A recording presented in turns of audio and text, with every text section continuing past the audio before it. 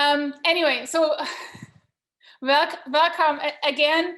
I'm glad that you all could make it, and I'm very glad there was a conversation I started with Laura. I think it was in late December, early January, I think around this time, when we thought about what can we do, how can we actually react to what's going on in the academic job market. And I think we have some people around us and among our, at least I know from our graduate students, who experience this current really difficult job market. So we thought maybe just get other people in the room and hear what experiences they have. And so Laura and I started this. So I'm very glad that my colleague, Laura Lieber from Duke, is moderating this event. She's a professor there. I mean, I think all of you know her, and also the director of the Center for Jewish Studies.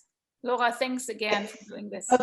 Thank you, and thank you all of you for coming, and especially in terms of how we picked the panel of speakers. We just were trying to think of all the people who were doing, we thought, some of the most important and creative work that could be helpful for graduate students, those who are lucky enough to be here today, and just to, I mean, there are always ways to try to get the word out about things that people are doing. But we just really wanted to have a conversation, put our minds together about this. So, well, because of our limited time, Ruth and I decided that rather than having sort of formal introductions for each of our speakers, we're going to post in the chat the links to save you the effort of Googling our distinguished speakers. But I'm going to ask each of them to give a slightly more structured statement as a way of introducing themselves to you. And so I'm going to start with Jonathan Boyarin. I'm going to ask Jonathan, thinking of your own unconventional career path, what do you recommend to young scholars contemplating the current academic market in the field of Jewish studies?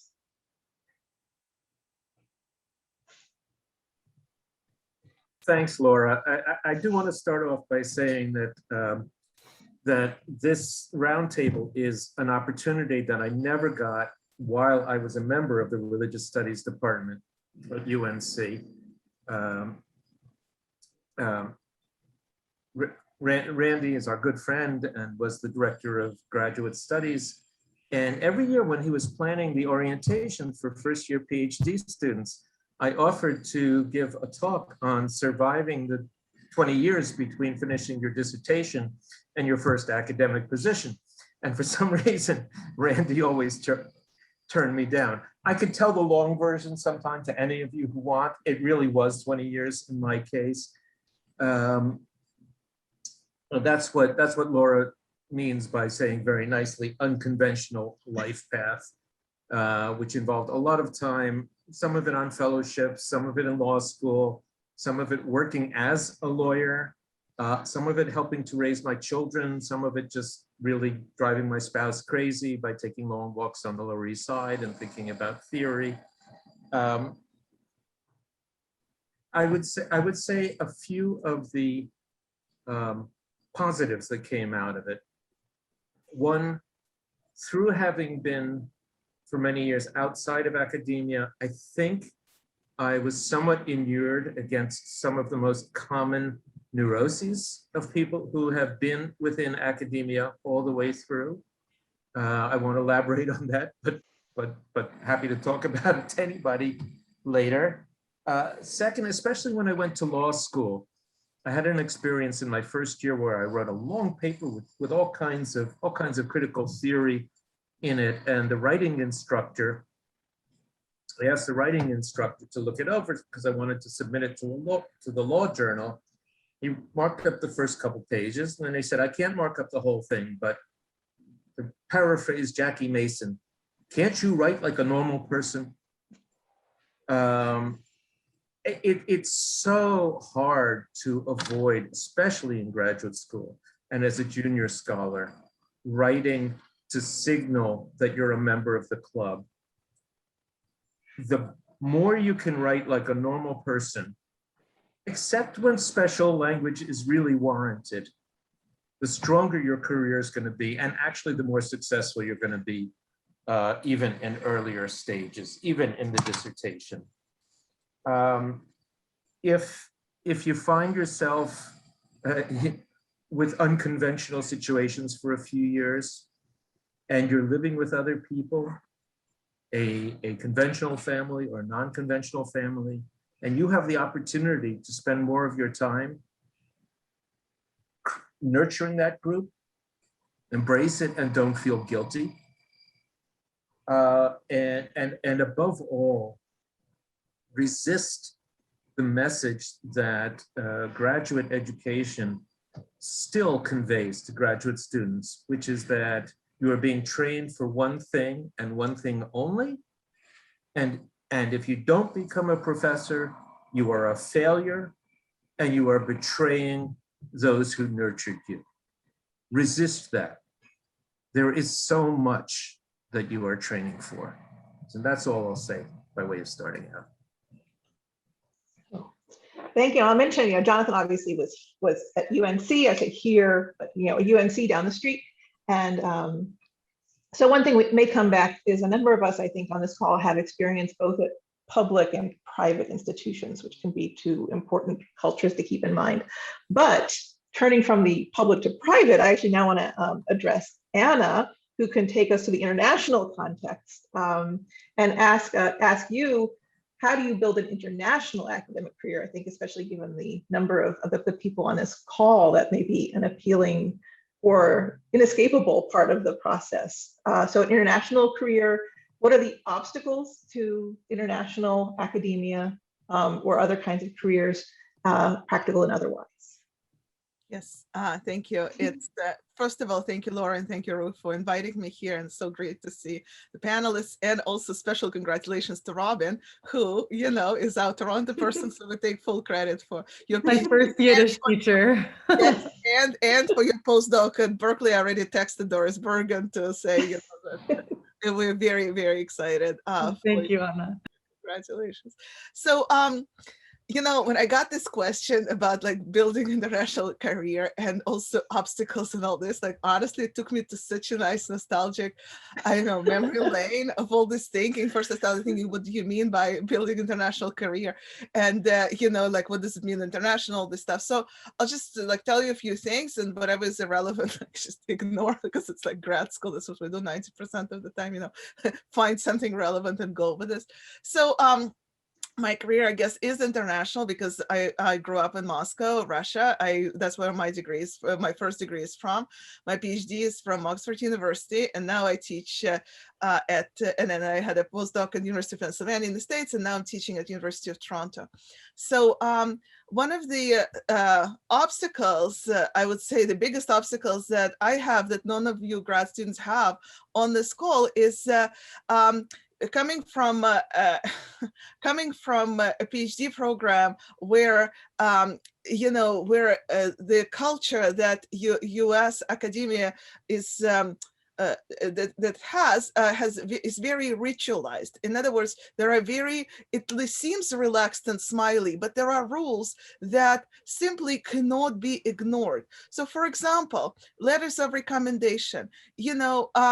Europeans don't know how to write them. I mean, just now, there's a whole big thing of teaching European academics, some of you on Hebrew Bible, so Martin Goodman, who's famous for writing 2 lines. This is a good student who took my seminar by, so stuff like this. So international people like me, we had to worry about our advisors, knowing, first of all, sending those letters, second, writing something like that. An issue of, but that's something that's relevant to some of you as well, is she's writing on a second language. And it's not just the language. I mean, Russian speakers, we don't believe in articles and all this. So I've been writing in English for 20 years. Still, somebody has to read it and put all these D's and A in my writing.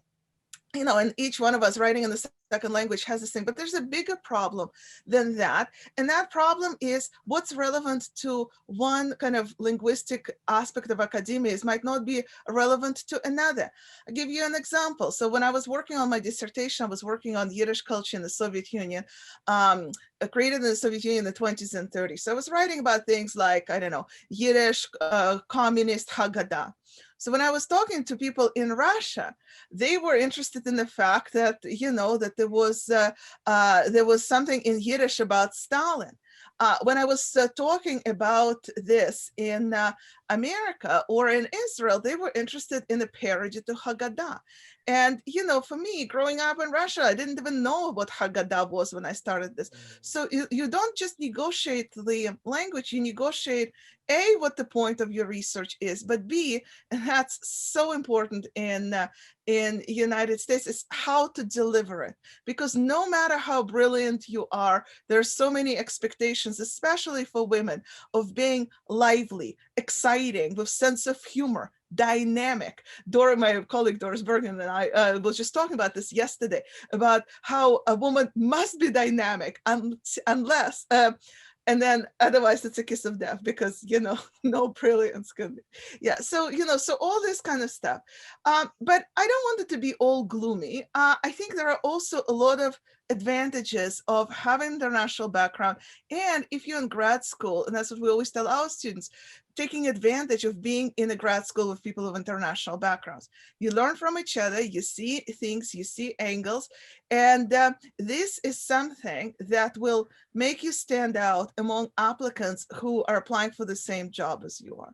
People who are on search committees are, and we'll talk about this, I think, later, but I will just say now, too, that people on search committees are looking for that spark of something. Interest, thinking outside the box, taking risks. And what Jonathan said about, can you like it the normal person? You know, so much to say about that expression, but you see that the thing is, you have to write like a normal person, but you also have to write something that no other person would write. In other words, you know what I mean? Like, so it's much harder. It's much easier to teach someone to write conventionally, but it's much harder to teach this kind of creativity that will make you stand out. And I think being an international scholar gives you this kind of advantage and power. You know, also languages. You know, this is my third talk of today.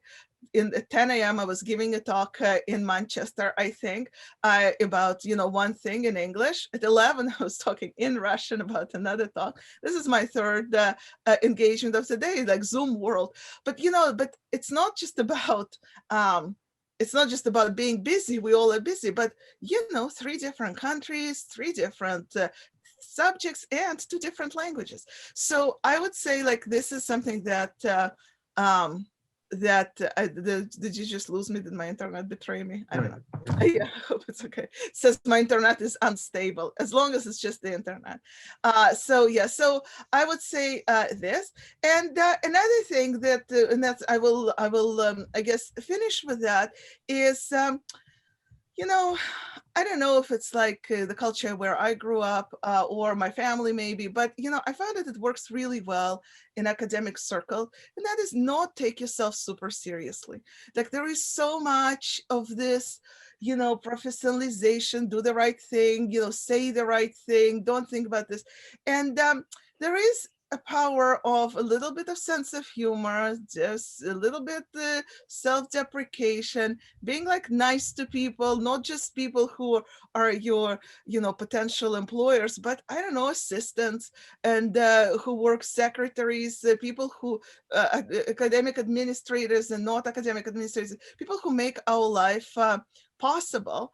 And I think that that's not exactly an international experience, but I would say it's a universal advice, that I often feel that grad students are coached exactly on how to do job interview, how to do this, and that.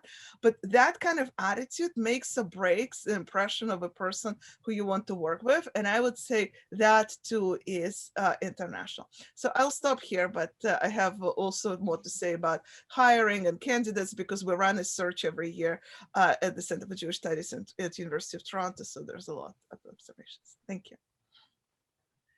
Thank you so much. I really appreciate everyone's generosity. And I just wish this could go on longer. So anyway, sorry, I think my phone was ringing. Anyway, so but because I'm really excited, I want to hear from Eva, who is doing really phenomenal work for junior scholars. Some of you may already have come across some of her new directions in Jewish studies work at UC Davis. But I want to ask Eva, what are some of the most effective ways faculty, such as some of us on the call, can advocate for graduate students, the rest of us on this call, and graduate students advocate for themselves and, as I put it, productively disrupt the status quo. Thank you. I'm really proud to be here. I'm a graduate of the program that Anna Shternshis directs, so I'm just super proud to be part of this panel. I think I want to really address the first part about faculty advocating for graduate students, and I want to talk about material conditions. Because faculty often have no idea what material conditions our graduate students are learning and working under. So one of the most important things that I think we can do as faculty is, first of all, being involved in faculty governance, finding out about the conditions our graduate students have, how much they're paid, when they're paid. In the UC system, you basically need like $7,000 overhead just to move and come and pay your rent, because your first stipend doesn't come in until November. Most faculty don't know this. This is a structural problem. So being involved in the structures that actually can change some of these things can make sure that our graduate students are paid for their work fairly is really good. But I think just being aware on the individual level might also help us as individual supervisors or in terms of working with our TAs, our research assistants, and our advisees, to have a sense that that person might be running on fumes for the first 2 months of their academic year. I think there are ways that we can also change kind of our individual behavior to make that a little bit better. And I think we really need to be advocating at the department level as well to prioritize continuing funding for graduate students and budget decisions, so that the money goes where it's actually going to improve people's lives in an important material way, instead of adding to the pot of research money of a professor that already has a ton. Students working as TAs or RAs, if the official wage for an RA is like $12 an hour, maybe we can't change that immediately, but I think we proceed individually in different ways if we have an employee that we know is making that wage. I think there are ways that we can do things on the individual level to help fix that. So I think just being aware of those things is something that faculty are not, like, there's no tradition of faculty even knowing what the stipend is, or how much TAs are paid, or how much they're supposed to work, how many hours. So I think we need to change that as faculty. In terms of, I think dispensing job market advice is really hard right now, because you can do all the right things, and the market, there just aren't enough jobs. And a lot of the things that I might have to say are anecdotal. I might say, learn to teach a Bible class, no matter what area of Jewish studies you're in, because you might be asked to do it, and it might be something that will set you apart, because every institution needs somebody to do that normally. But I think what I want to turn my attention to more as a program director and as a graduate advisor to students is trying to help make the PhD process itself better. Trying to work so that people who are doing graduate work are doing work of collaboration and connection and field building, rather than competition and burnout. I was very lucky in my own program at the University of Toronto. The people that I came through graduate school with are still my people, right? We were somehow able to create a culture where we weren't like, trying to climb over each other to get the one job, but we built things together. And I think one of the things that faculty in my program helped me do, and helped us graduate students do, is make connections outside the institution. And I think faculty should help do that, but graduate students, I think it's very important, especially in Jewish studies, where we might be one of 2 Jewish studies grad students in, let's say, a history program or a comp lit program, to make connections both with mentors and with fellow graduate students at other institutions, to have a sense of being in this together and of building a field, of building direction for a field together, rather than following. So one of the things we're trying really hard to do here at UC Davis is facilitating those connections for our students and helping them kind of have the confidence to lead. to be on panels, to start initiatives, to set the stage for where the field is going, right? Don't be intimidated by the AJS. The AJS should be intimidated by you, right? It should follow where you're going. Come and take it over, make it the society that you want to see. That means cultivating relationships with people who are already in the guild, who might welcome you and who might make that kind of entry a little easier, and who might just kind of create the space for you to do your thing.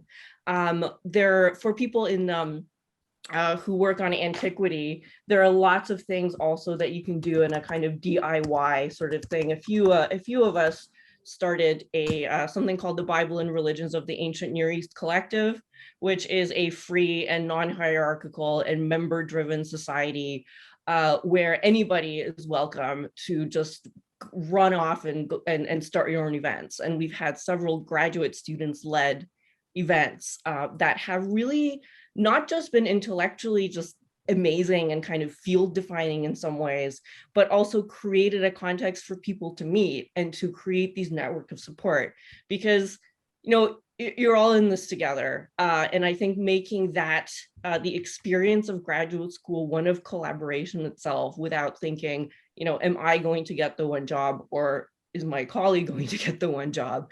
That's going to make all the difference. And I wish that when I was in graduate school, things could have turned out for me very, very differently. And I wish that from the very beginning, I had thought the way that Jonathan was thinking, that there are all kinds of things that I can do, right, with the training and with the skills that I have, without thinking that if I don't get the one tenure track job that year, that I'm some kind of a failure. That was not something we were really encouraged to think about when I was in graduate school. And I wish I had, because even though I got very lucky, I was in the right place at the right time, when I was finishing my dissertation, I was also like ordering MCAT study books and trying to figure out if I still had time to go to law school.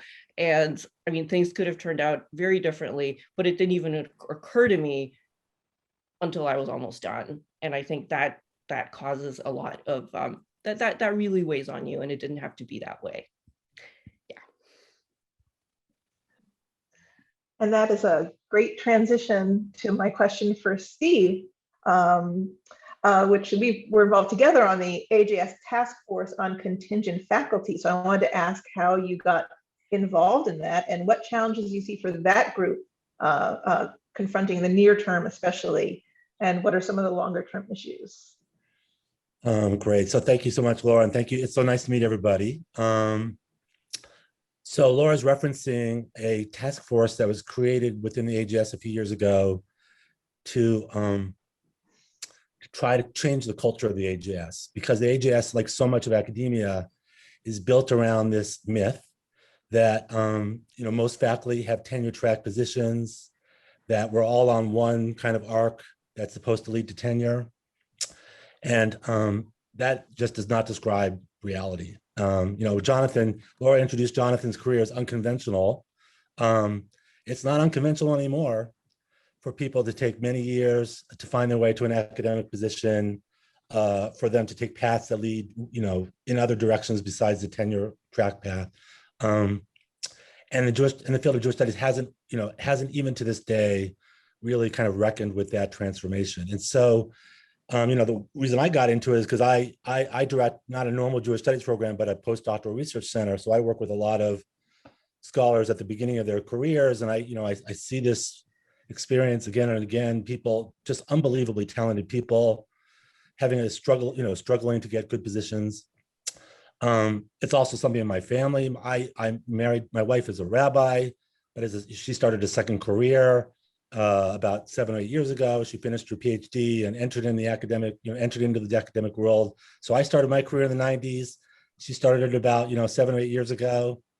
Huge difference. And part of it's because I'm male and she's female. But part of it is because I started in the 90s and she started 7 or 8 years ago. It's a different landscape. So now, as I don't need to tell you, when you're finishing your PhDs and you're entering the market, you're facing like a host of questions that somebody like me didn't face. Questions like, how long do I stay in this if I'm only getting temporary positions? How do I know whether I'm being exploited or not? What is the right level of compensation for the kind of work I'm doing? What do I do if my teaching load is so heavy that I don't have any time to do the research that will help make me competitive for jobs? So there's a whole host of questions that you have to think about. I want to keep this short because I want to leave time for your questions, but you're not alone in this struggle. And I really want to, encourage you, as Eva was saying, to reach out to each other, to advocate for yourselves, to try to change the culture of the AJS, and to know that this is, not only is it not your fault, but you really don't need to change. What needs to change is the system. You're doing exactly what I did when I was in graduate school. You're not doing anything wrong. You're great the way you are. And what really needs to change somehow is the system. So if you can think systemically about things, and not just in terms of your own individual career, but in terms of the entire kind of landscape that we're operating in, that'll be great. But in terms of more specific advice, I think it's probably more useful for me to respond to people's questions. So I'm going to leave it there. So I think just before we open up to Q&A, I just want to give each of the panelists, if you want, a moment to say, most of you, part of our reason for picking you is both our personal fondness and respect for your work, both academic work and administrative work. But if your institution has a postdoc or a fellowship or some opportunity for newly minted PhDs, such as the New Direction series, we're wondering if you could just share sort of any insights you want to share before we open it up for Q&A. Just anything you've learned from being on that side of the dossier reading. Maybe since you mentioned New Directions, I can say a little bit about that program. So this is something that the UC Davis Jewish Studies program started this year, basically because of the inequities that have been made even more visible by the pandemic, and also because our programming money was not going to pay for the flights of fancy people. And we decided to use our programming money in a different way by offering honoraria to people who were doing cutting edge research outside of the tenure track. So this was a competitive lecture series. We got about 70 applications from scholars at various career stages and in various types of jobs, whether they were doing adjunct teaching, postdocs, whether they had staff or administrative positions. And we also had it open to ABD PhD candidates. What surprised, it shouldn't have surprised me at all, but what impressed me is just the range and quality of the work that was being done outside of contexts where there was really strong institutional support. So the scholars who applied to these lectureships, we just asked them to send a CV and a 1-paragraph description of their research and their proposed lecture. So it was kind of a low bar for applying. And that's created most of the programming for this year for our Jewish Studies program. And it's been really, honestly, some of the most high quality programming we've ever had. And it's only open to people outside the tenure track. And we're doing it again next year just because it was so good. So people with all kinds of jobs are in fact leading the field, right? They are in fact doing the research that is opening up new questions and that is really truly cutting edge. So it is happening. And I think what we as a field have to do, as Steve said, is think about how to support that, because the unconventional path is now the conventional path, and to make sure that we don't miss out on the research that is being done outside of these tenure track positions where there is institutional support. I think that is on us, right? That is our job to figure out. I hope some of you apply for next year's lecture series, because we'd love to hear from you. So Jonathan and then Anna. Yeah.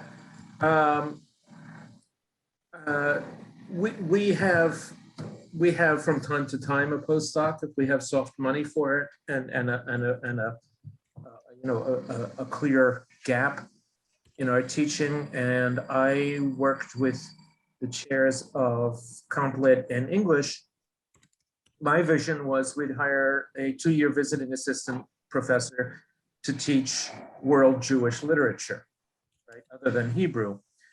And they said, well, we like literature, but we really need people who can teach media studies. So it was opened up to both, but we ended up hiring somebody who does wonderful work at the intersection of race, sexuality, new media, and Jewish studies. So yeah, somebody said, be prepared to teach an introductory Bible course, but also don't scorn the newer cultural forms and the interests of students in them. Anna. So we have a number of postdocs at the University of Toronto. Every year we run a competition where we hire at least one, sometimes more often 2 international postdocs in Jewish studies. And I've been in that selection committee for the past 10 years. So I have some observations on that, but I want to start by saying this. We also, from time to time, hire people to do like, I don't know how, like, what's it called in the States? I think it's like, it's for us, it's called teaching track. So lecture. But lecture in the States means that it's a little bit of teaching that you do on the side as a grad student. In Canada, it's a real job. It's, sorry, not supposed to say real job. Sorry, Steve, sorry, Laura. I learned that the AGS thing, you know, and I was supposed to use different language. But anyway, so it's a high paying, full-time job, often on tenure track. So, which pays, I think, 3 times as much as a postdoc. For postdocs, every year we have, I don't know, between 50 and 100 applications with a salary of, I think, 40,000 Canadian dollars a year. The teaching job, which is called, say, lecturer in modern Jewish history, has 3 applications because grad students think that, or advised to think that applying for a lecturer job is somehow worse for them than applying for a postdoc, because advisors tell them, you go get a postdoc, then it will help you. The truth is, it may help you and it's great to apply for a postdoc. You should apply for that at a job because you learn to teach all these classes. And I second what Eva says, everyone needs Hebrew Bible course. We still don't have a single person at U of T who teaches it now. So, you know, and then you can apply for other jobs as well. So what I'm saying, my advice is to look for these things closer, look for these job market things you advisors don't know about, because, you know, like Steve said, you know, advisors were looking for a job in the 90s, you know what I mean, like maybe in the 2000s. So there are all sorts of new things, and it's very good to look at them, and you can still apply later. And in terms of advice on postdoc, well, so here's my take on it, and please don't take it as a general advice that this is the right thing. We've been interviewing people every year. AGS, I have no life because we sit in that room with a closed door and talk to people. And one thing that I would say, my observation from, you know, that from years is that grad students and applicants are super well prepared, professionalized. They know exactly how to time their research, you know, the subject of their dissertation in exactly 3 minutes. They know how to, you know, articulate their teaching interest in exactly 90 seconds. You know what I mean? Like there is all this, they're very, very polished. And I think what committees are often looking for is that, but also a little bit of, you know, like an ability to show imagination and creativity despite all that. And at the interview, you know, I'm trying to think, my colleagues come from different planets from me. I already told you my background. Sometimes I interview with Professor David Novak, you know, Eva's supervisor. Right, Eva, was he also? No, right? You know what I mean? Like, so he is your hugest fan, you know, he still tells people all about your success. You know, yeah, takes huge pride in that. But, you know, like, we come from different planets. He's like a rabbi, conservative and all this. I come from Russia.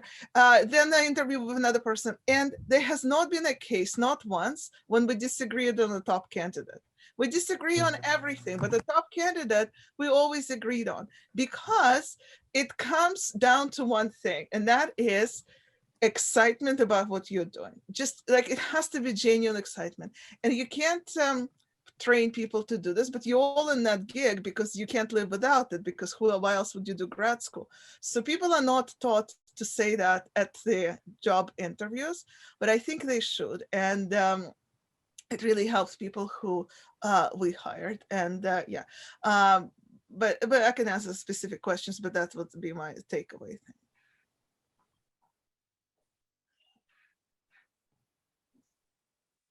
Steve. I guess I would say that it may help to use your time either at graduate school or, after you're done, to try to acquire a few additional skills, because if you do, it can really open up a lot of other possibilities. And I'll give you an example of what I have in mind. So I used to direct the Jewish Studies program at Stanford, and we have a role there, an associate director, who needs to have a PhD. They need to have expertise in the subject matter, but they also have to know how to organize things. They have to know how to construct a budget.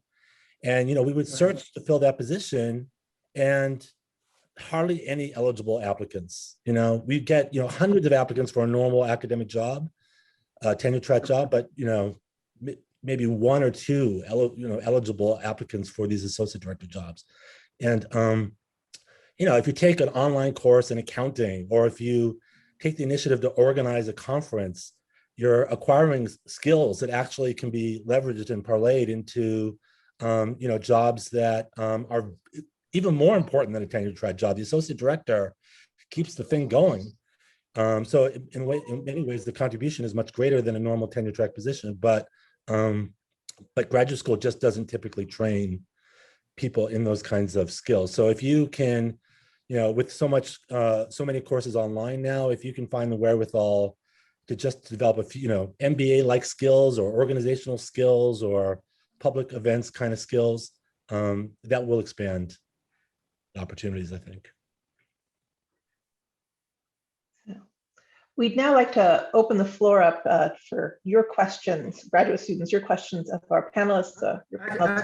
Actually, I'm just going to add to underscore what Steve just said. This is relevant also to candidacies for the more conventional tenure track jobs, because we're also looking for colleagues who can help us run our programs and our institutions. That's all.